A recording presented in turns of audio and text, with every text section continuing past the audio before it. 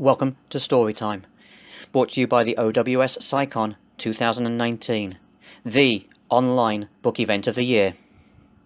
It was the year of our Lord, 1306, and amid the hues of dimming red and rising vapour from the darkness of the pit below him came the foul stench of things wicked and vile. The rock face on which he climbed would soon bring the robed man to freedom, but not soon enough. His marred and swollen knuckles hurt as he clung to the steaming rock face. His brow dripped with sweat and muck. The blades of rock cut across his fingers and kind face like paper, and the dripping blood made his grip unsure. Gusts of ash and cinder replaced the air in his lungs, and his chest collapsed deeper and deeper on each exhale. When the waters of Cocytus met the scorching rock, steam rose to envelop the very walls of this realm. Robed in red, the traveller carried his trusty guy's-arm sword on his back and a worn tattered satchel over his shoulder. Between quick bursts of panicked breaths, his eyes fluttered in quiet desperation to reach the top. In one burst of frantic speed, he poured himself up the steep, rocky terrain, knowing that his very soul depended on it. Not because of the bottomless pit beneath him, but because of the beasts that place of torment housed.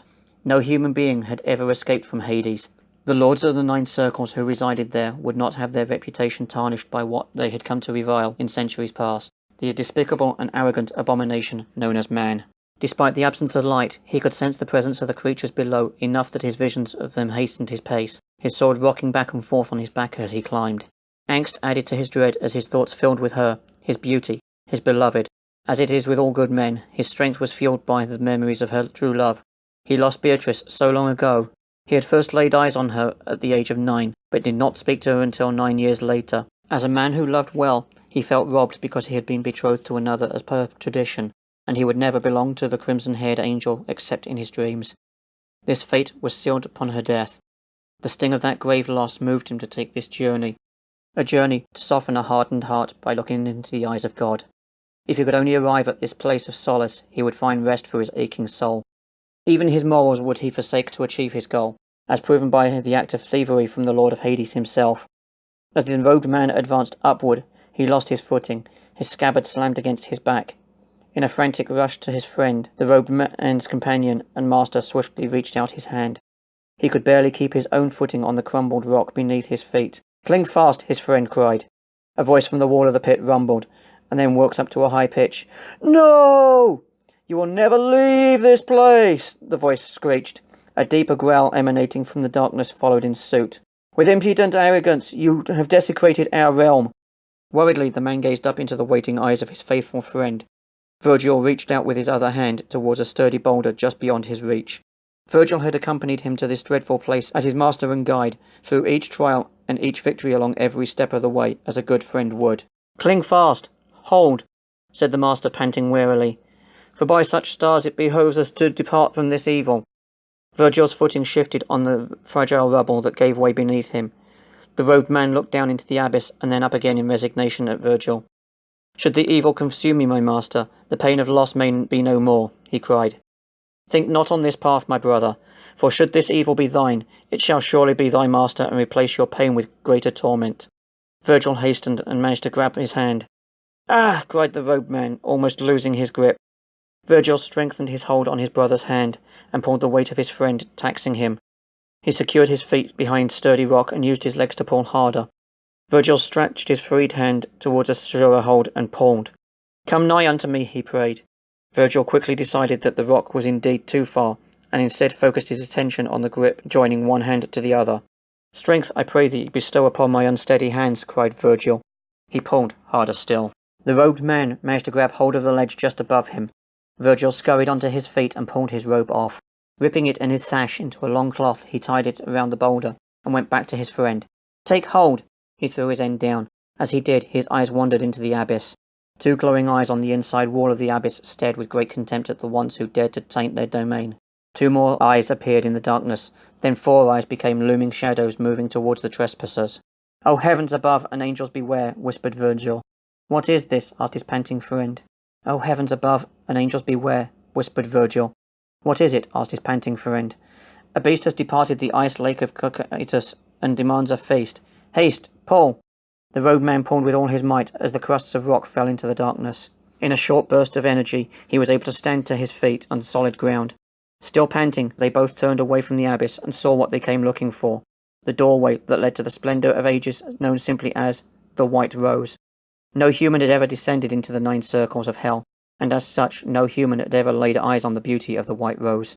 A doorway leading into the next realm and away from the dread and hatred that permeated the 9 circles.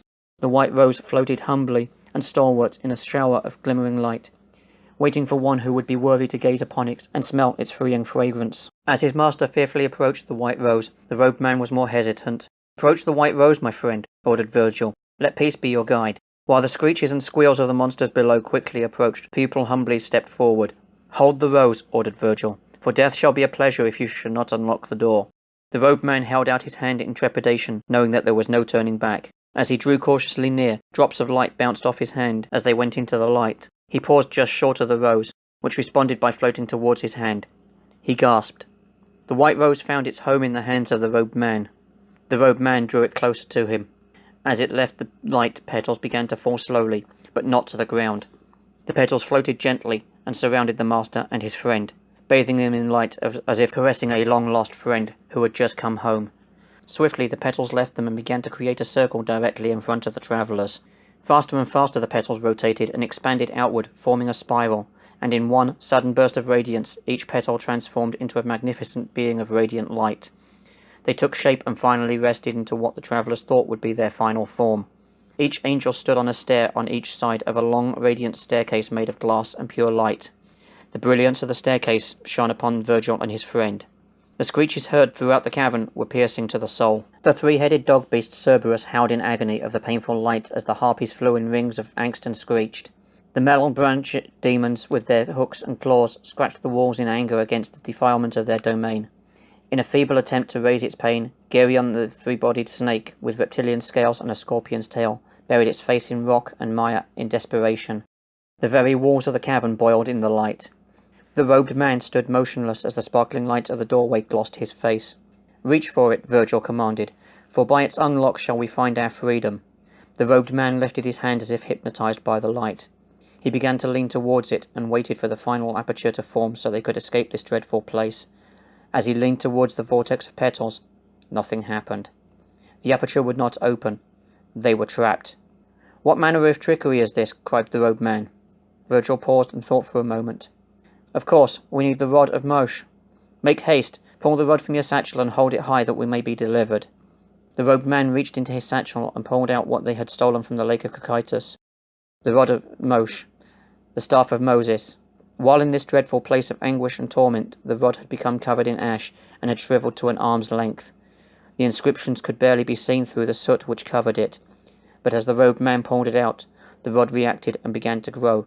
It was as if the rod somehow knew his bloodline. Since they did not come to find the rod, it seemed that the rod did indeed find them, and in finding them, found its freedom. This story time was read by Timothy Bateson, and brought to you in conjunction with the OWSCyCon 2019.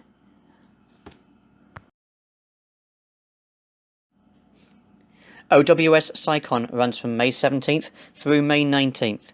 You can find us at OWSCyCon.ourrightside.com. Again, OWSCyCon.ourrightside.com. We have events happening across all genres. If you are a reader, you cannot afford to miss this event. You never know. You may just find your next best read.